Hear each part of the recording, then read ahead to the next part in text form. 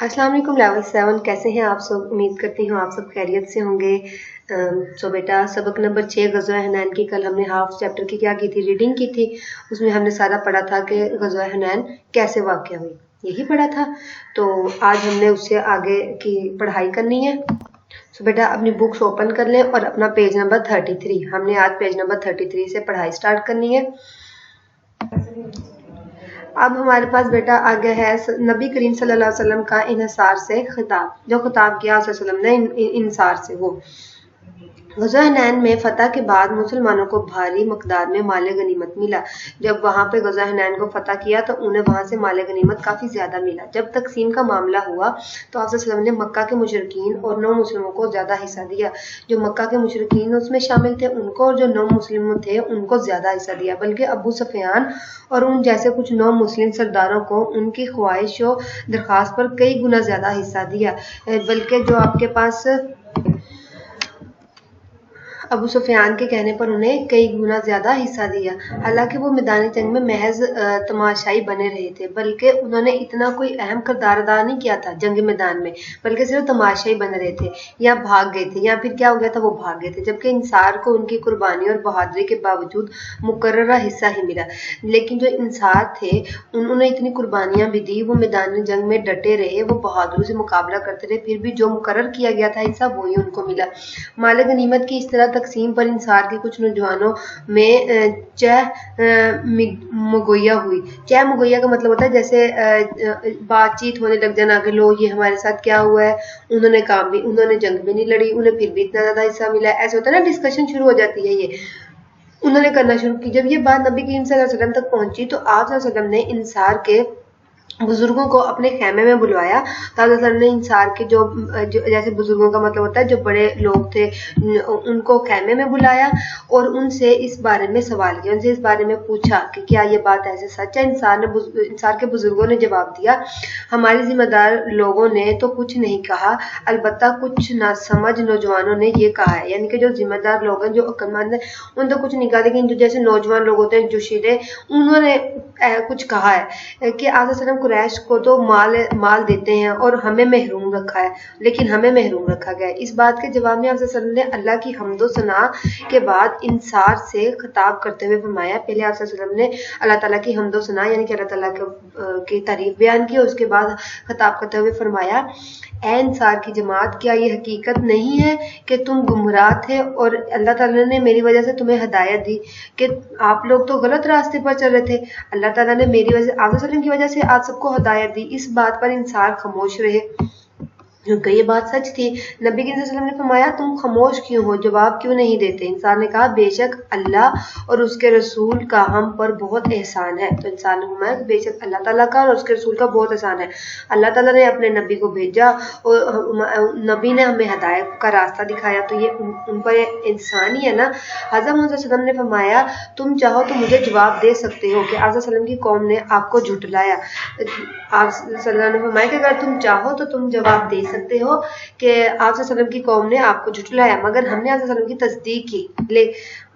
उनकी कौम ने आप सल्लल्लाहु को झुठलाया था ना, लेकिन इंसान ने क्या किया था, आपकी तस्दीक की थी। आप सल्लल्लाहु बेयारो मददगार थे, हमने आप सल्लल्लाहु की मदद की। आप सल्लल्लाहु को घर से बेघर किया गया था, हमने आप सल्लल्लाहु को अपने घरों में जगह दी। आप सल्लल्लाहु गरीब और मफलूक अलहाल थे, हमने अपने माल अपने सल्लल्लाहु पर निसार कर दिए। तुम्हारा जवाब गलत नहीं होगा।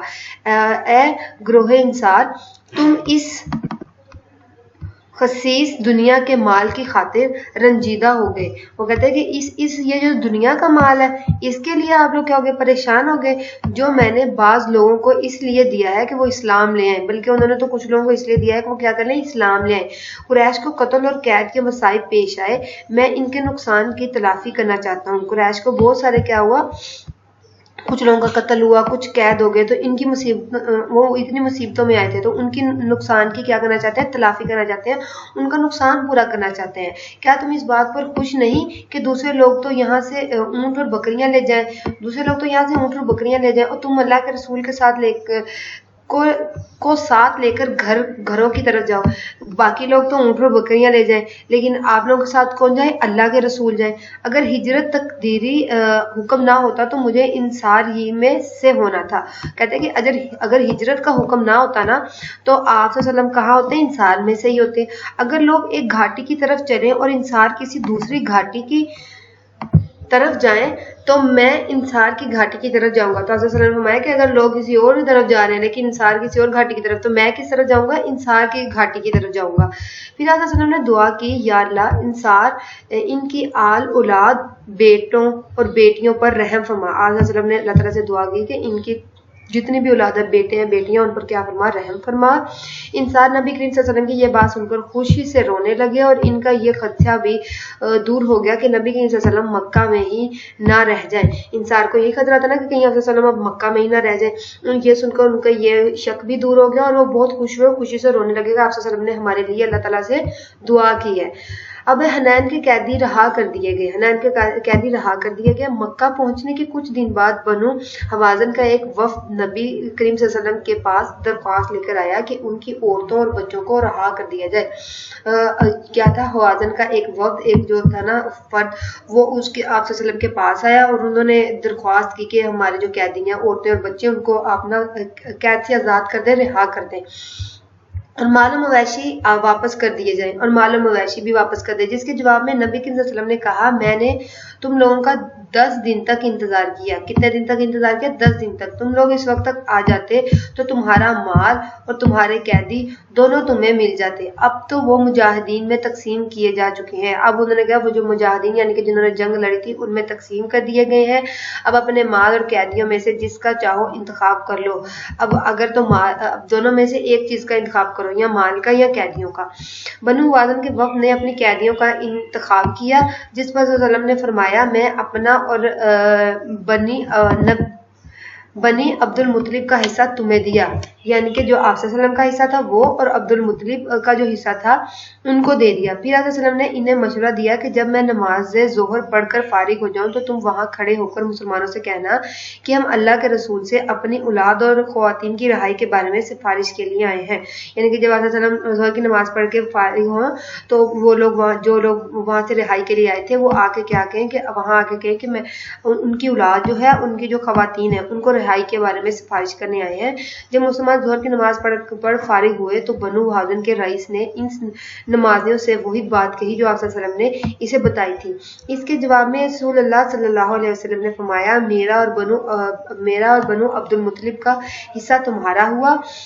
जब महाजिरीन अंसार और दूसरे कबाइल के लोगों ने ये बात सुनी तो उन्होंने भी कहा कि हमारा हिस्सा भी रसूल सल्लल्लाहु अलैहि वसल्लम का हिस्सा है। उन्होंने कहा कि जो हमारा हिस्सा है वो भी तो हमारे नबी सल्लल्लाहु अलैहि वसल्लम का हिस्सा है। रसूल सल्लल्लाहु अलैहि वसल्लम ने फरमाया, ये तुम्हारे भाई हैं और मुसलमान होकर तुम्हारी तरफ आए हैं।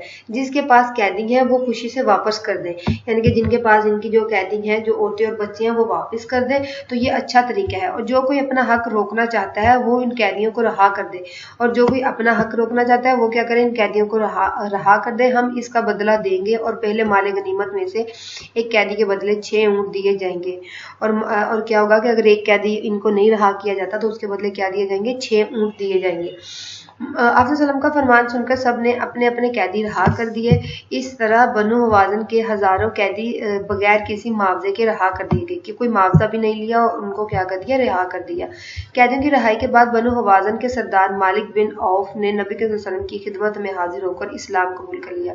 जब आप वसल्लम ने इतना अच्छा तर्ज अमल अपनाया तो उसने मुतासिर होकर क्या किया? आप वसल्लम के पास तशरीफ लाए और इस्लाम कबूल कर लिया।